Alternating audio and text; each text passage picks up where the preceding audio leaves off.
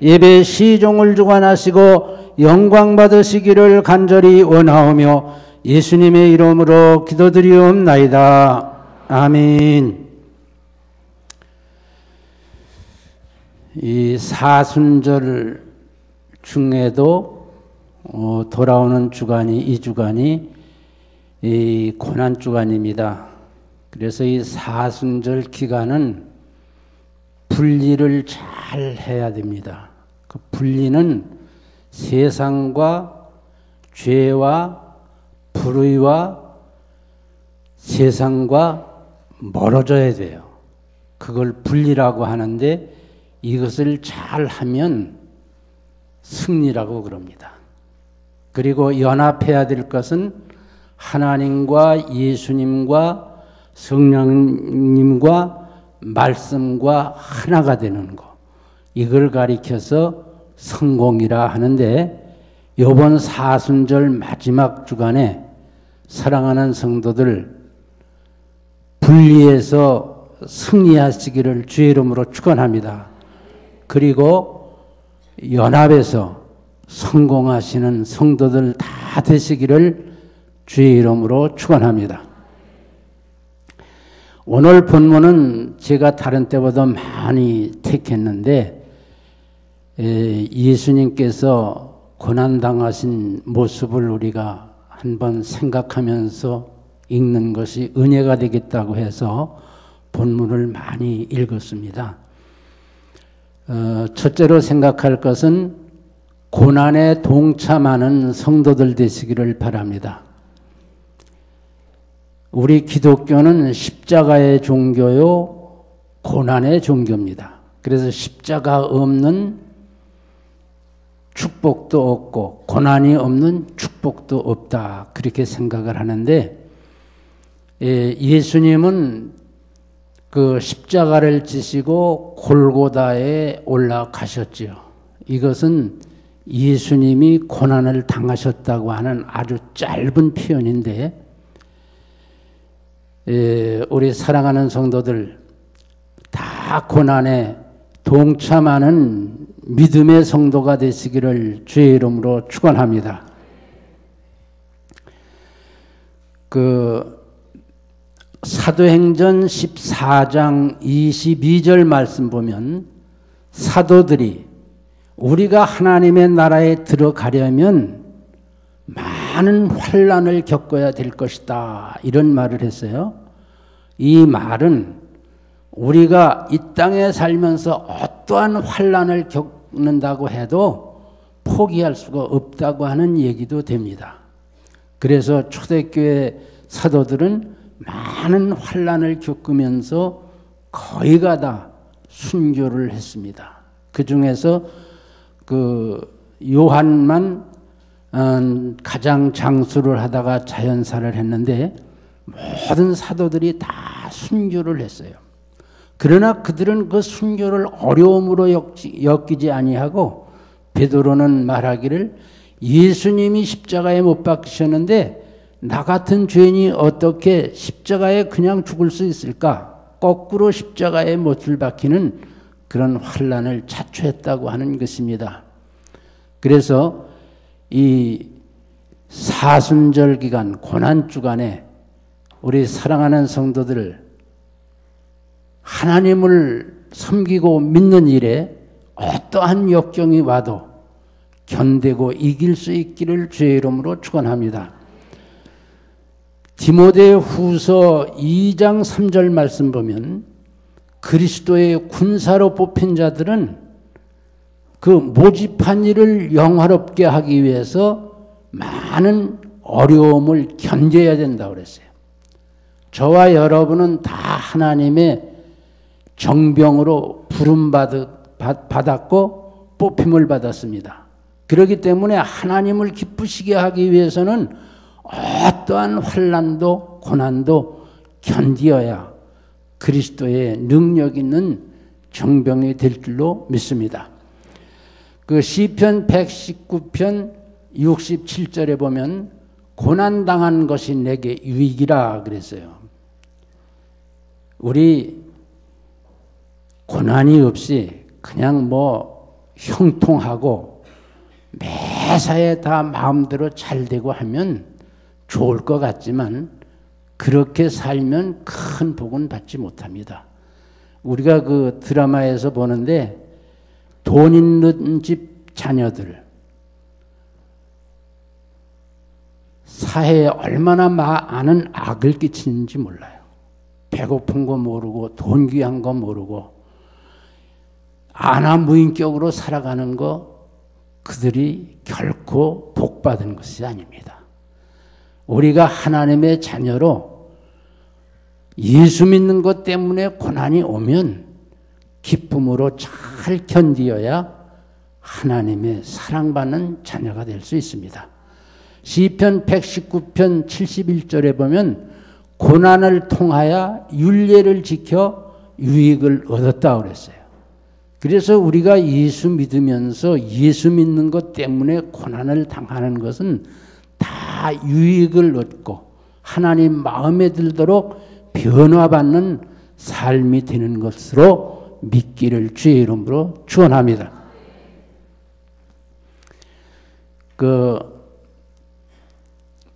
우리가 예수 믿으면서 그냥 승승장구하고 만사형통하고 잘 되면 좋을 것 같지만 그렇게 되면 버릇이 없어져서 하나님 두려운 줄을 모르고 다시 세상에 나가서 얻어맞고 회개하고 돌아오는 사람들을 많이 봅니다. 그렇기 때문에 우리가 고난에 동참하는 성도들 다 되셔서 날마다 우리 주의 형상을 닮아가는 능력 있는 성도들 되시기를 주의 이름으로 축원합니다.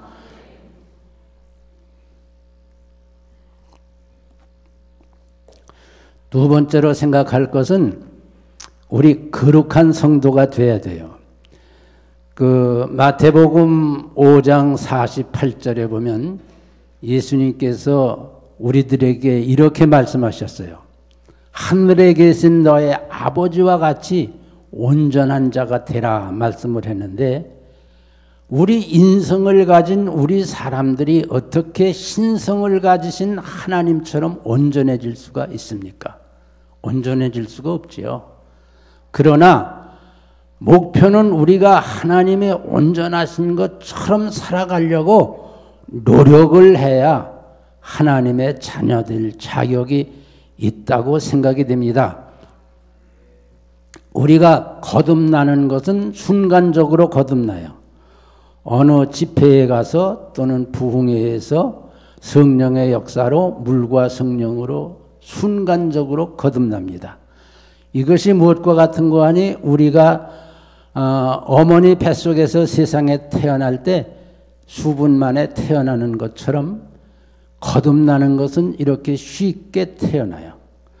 그런데 거룩해진다고 하는 것은 천차만별입니다. 같은 날 거듭났어도 어떤 사람은 많이 거룩해지고 어떤 사람은 그냥 중생한 상태에서 그대로 머물러 있는 사람이 있어요.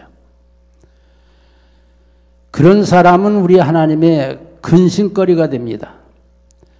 우리가 나이가 점점 더해 가면서 예수님의 형상을 닮아가야 돼요. 믿어집니까? 바울은 고린도전서 11장 1절에 이렇게 말을 하고 있어요. 내가 예수님을 닮은 것처럼 너희는 나를 본받으라. 얼마나 멋있는 말씀인지 몰라요. 우리가 다 거룩해져서 우리 주변에 믿지 않는 자와 믿는 자들에게 저와 여러분이 다 그렇게 말할 수 있기를 주의 이름으로 축원합니다. 내가 예수 믿고 예수 닮은 것처럼 너도 나를 본받아 거룩한 자가 되라. 그렇게 말하는 사람은 참 행복한 사람이에요. 그리고 그는 또 갈라디아서 2장 20절에 이렇게 말을 합니다. 나는 내가 사는 게 아니라 내 속에 그리스도께서 살고 계시다. 이런 말을 했는데 이게 바울이 거룩해져 간 모습이라고 볼 수가 있어요.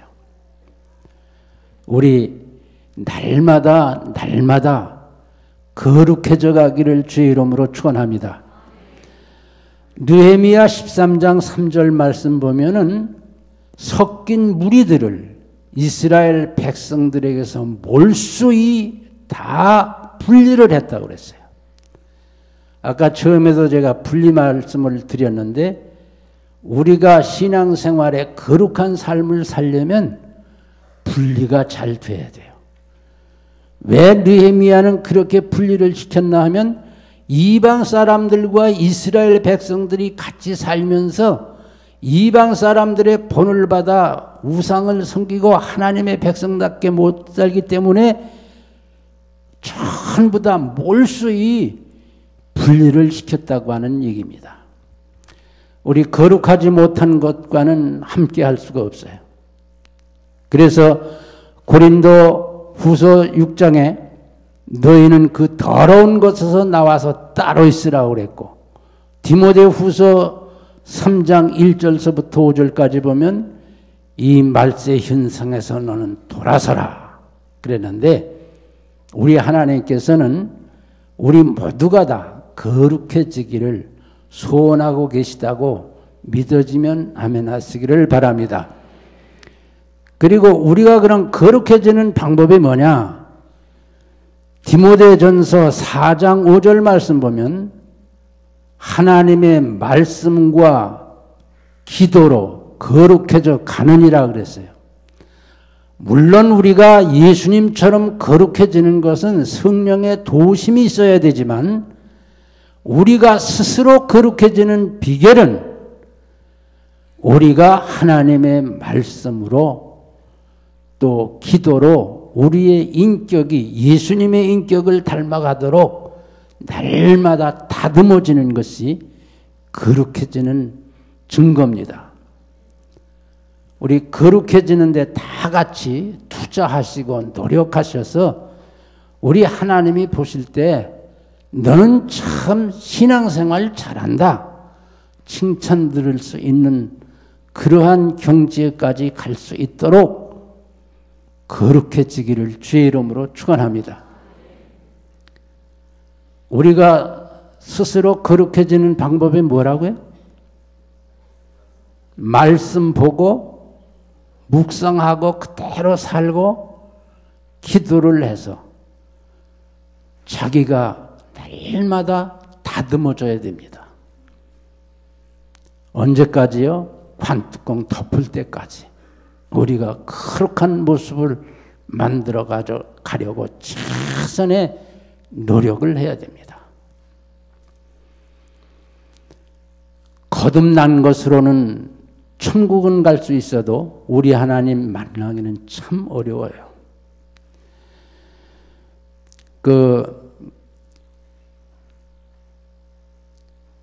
출애굽기 19장 9절, 10절에서 11절까지 보면 모세가 이스라엘을 인도할 때에 하나님께서 이스라엘 백성들을 만나시려고 하기 전에 너희는 3일간 성결하게 준비를 해라. 그러면 내가 너희를 만나리라 그랬어요. 우리 하나님 만나는 축복이 얼마나 큰 축복입니까? 근데 거룩하지 못하면, 성결하지 못하면 우리가 하나님을 만날 수가 없다고 하는 사실입니다. 또 베드로 전서 1장 15절 말씀 보면 이렇게 말씀했어요. 내가 거룩하니 너희도 거룩하라. 할렐루야. 그래서 우리의 그 가장 큰 최고의 목표가 뭔가 하면 하나님처럼 거룩해지는 것이 우리 신앙의 목표입니다. 거룩한 사람이 하나님을 만날 수 있고 거룩한 사람의 기도가 상달될 수 있고 하나님을 아버지라고 부를 수 있는 참 사랑받는 자녀가 될 수 있다고 하는 사실입니다. 그래서 복 있는 사람은 구별되게 살지요. 시편 1편 1절 말씀 보면 복 있는 사람은 악인의 꾀를 쫓지 아니하며 죄인의 길에 서지 아니하며 오만한 자의 자리에 앉지 아니하고 오직 여호와의 율법을 주야로 묵상하여 즐거워하는도다. 저는 시냇가에 남은 나무가 시절을 쫓아 과실을 맺으며 그 잎사귀가 마르지 아니함 같으니 그 행사가 다 형통하리로다. 우리나라는 아무 곳이나 나무가 잘 자라죠. 근데 이스라엘은 그렇지 않아요. 그냥 황무지예요. 그래서 이스라엘 역사에 보면은 이런 말이 있어요. 우리나라에는 나무가 몇 그루가 있다. 여러분, 우리나라 나무 몇 그루인지 여러분 아세요? 뭐 하늘 땅땅 무지개 땅땅 얼마나 많은지 몇 남은 줄 모르죠. 우리는. 그런데 시냇가에 심어진 나무처럼 잎사귀가 마르지 아니하고 행사가 형통하는 복을 받는 비결은 구별되게 살라고 하는 거예요. 하나님의 자녀는 반드시 구별되게 살아야 거룩해지고, 거룩해져야 우리 주님 만나고, 거룩해져야 우리의 기도가 응답이 되고 하나님의 보호와 복을 받을 줄로 믿습니다.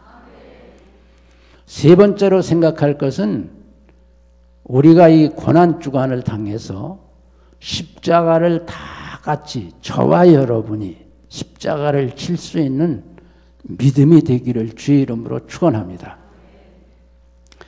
마태복음 16장 24절에 자기의 십자가를 지고 나를 쫓지 않는 자도 내게 합당치 아니하다고 하는 말씀을 했어요. 이 말은 우리가 교회에 와서 예배드리고 찬송 부르고 할렐루야 하고 돌아가면 그게 십자가 지는 게 아니에요. 자기 십자가를 진다고 하는 것은 자기가 가정에서 부모에게는 자식에 대한 도리를 잘 해야 되고, 자식에게는 부모의 도리를 잘 해야 되고, 아내는 남편에게, 남편은 아내의 도리를 바르게 해야 되고, 회사에 나가서는 회사원으로서의 자기 자리를 잘 지켜서 잘 감당해야 되고, 장관 같은 사람들은 나라의 일을 잘 보살펴야 되고, 이것이 다 자기 십자가를 지고 가는 겁니다. 김영삼 대통령 시절에 장관도 육군 참모총장도 뭐 높은 지위에 거의 다 장로님들이 다 자리를 줬어요. 근데 김 대통령이 나중에 하는 말씀이 믿는 사람 써봐도 별 수가 없어. 그것이 그분의 최후의 말이에요. 왜 그렇습니까? 예수 믿는 사람들이 다 자기 십자가를 지지 못했기 때문에 그래요. 우리 3.1절 때는 우리나라 국민 중에 예수 믿는 사람이 10만 명밖에는 안 됐는데 그때 33인 중에 16명이 우리 예수 믿는 사람들이었어요. 자기가 자기 위치에서 모든 책임을 잘 감당하기 때문에 우리가 다 같이 십자가 지고 주님과 동행하는 데 승리하시기를 주의 이름으로 축원합니다. 계시록 14장 4절 말씀 보면 어린 양 예수가 어디로 인도하든지 따라가는 자가 14만 4천이더라 그랬어요. 이 14만 4천은 이스라엘 12지파 1만 2천 명씩 해서 14만 4천인데 이단 종파에서 뭐라 그러나 하면 우리 종파에 와야 14만 4천에 들어간다고 하는데 이건 거짓말입니다. 14만 4천만 그럼 하늘나라에 들어가면은 그 외엔 다 못 들어가는 거예요? 아니죠. 14만 4천이라고 하는 수는 상징적인 수가 돼서 예수 믿으면 얼마든지 천국에 가요. 믿어집니까? 근데 그 14만 4천 명이 부르는 노래가 있어요. 그것이 하늘나라 가서 찬양하는 모습을 말하는데, 예수님이 어디로 인도하든지 따라가는 자들아, 이 말씀대로 우리는 다 예수님의 인도를 따라 어디든지 갈 수 있는, 십자가 질 수 있는 성도 되시기를 주의 이름으로 축원합니다. 요한복음 15장 14절 말씀에 보면, 너희가 나의 명하는 대로 행하면 곧 나의 친구라 그랬는데, 우리가 예수님의 명령대로 사는 것이 성도고 신자예요. 믿어집니까? 우리 다 예수님의 명령대로 살아서 예수님의 사랑받는 친구가 될 때 십자가를 질 수가 있어요. 십자가 지는 것은 예수님의 명령대로 살기만 하면 지는 거예요. 초대교회 사도들이 순교를 할 수 있었던 것도 예수님의 명령대로 살았기 때문에 기쁨으로 순교를 했습니다. 베드로는 말하기를, 예수님이 십자가에 못 박혀 돌아가셨는데 나 같은 죄인이 어떻게 십자가의 못을 베끼나, 난 거꾸로 십자가를 지고 가겠다고 해서 자원해서 거꾸로 십자가에 죽을 수 있는 그런 열성이 있었어요. 창세기 12장 1절에서 4절까지 보면은 하나님께서 아브라함에게 너는 본토 친척 아비집을 떠나 가라고 할 때 갈 바를 모르고 방향을 지시 안 받았지만은 말씀에 순종하고 떠났다고 하는 사실입니다. 우리 예수 믿는다고 하는 것은 말씀의 카테고리 안에서 사는 것이, 순종하는 것이 신앙생활이에요. 여러분 믿어집니까? 우리 이 시간 예배드린 사랑하는 성도들 다 말씀 안에서 순종하고 따라가는데 다 성공자 되시기를 주의 이름으로 축원합니다.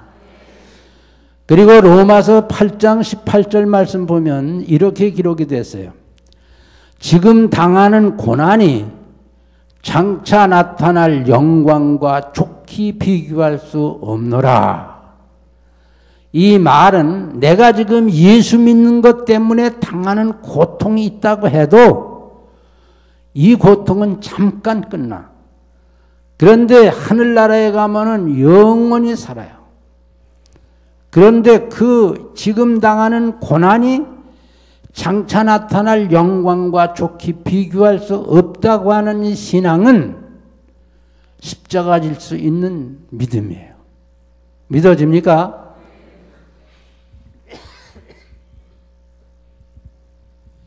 이 세상에 감추기 어려운 거 세 가지가 있다고 하는데 뭔지 아세요? 기침하고 사랑하고 가난은 감추기가 어렵대. 기침이 자꾸 나네. 제가 감기가 들었네.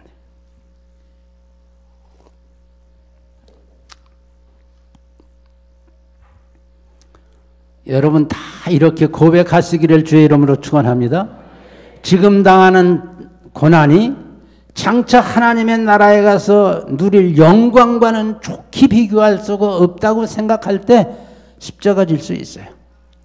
믿어집니까? 그리고 하늘나라 보화를 발견한 믿음은 십자가 질 수 있어요. 어느 사람이 남의 밭에 가서 품팔이를 하다가 보니까 돌이 이렇게 얽혔는데 거길 가만히 들여다보니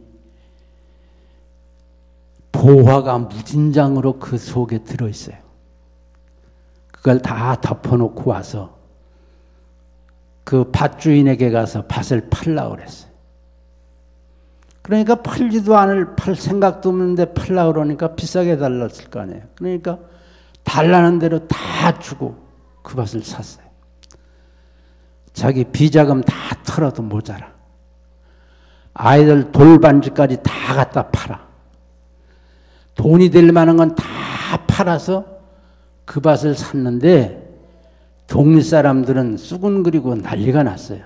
아, 저 아무개 뭐 좀 머리가 잘못된 거 아니야? 곡식도 안 되는 밭을 왜 그 많은 값에 사나? 사람이 미쳐도 좀 곱게 미치지 왜 저렇게 미쳐? 그렇지만 이 사람은 그런 거 관계하지 않아요. 뭘 보았기 때문에? 보화를 발견했기 때문에. 그 밭을 자기 소유로 사가지고 개발을 하면 무궁무진한 보화를 소유할 수 있기 때문에 개의치 않아요. 우리 사랑하는 성도들, 이 일신교회라고 하는 하늘나라 밭에서 여러분 다 영안이 활짝활짝 열려서 천국 보화를 발견할 수 있기를 주의 이름으로 축원합니다. 그러면 십자가 질 수 있어요. 양다리 걸치고 이게 좋을까 저게 좋을까 반신반의하는 믿음은 100년 가도 십자가 질 수 없어요. 그러나 성숙한 믿음, 하늘나라 보화를 발견한 믿음은 십자가를 질 수가 있습니다. 믿습니까? 마지막으로 하나 더 말씀하고 말씀을 마치려고 하는데, 생명의 부활을 믿는 자는 십자가 질 수 있어요. 요한복음 5장 29절 말씀에 선한 일을 행한 자는 생명의 부활로, 악한 일을 행한 자는 심판의 부활로 나오리라.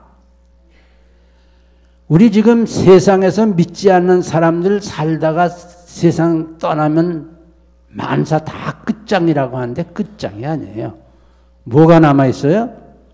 부활이 남아있어요. 근데 믿지 않는 사람들은 무슨 부활을 해요? 심판의 부활을 해요. 영원한 지옥에 들어가도록 부활해서 영원한 지옥에 들어가요.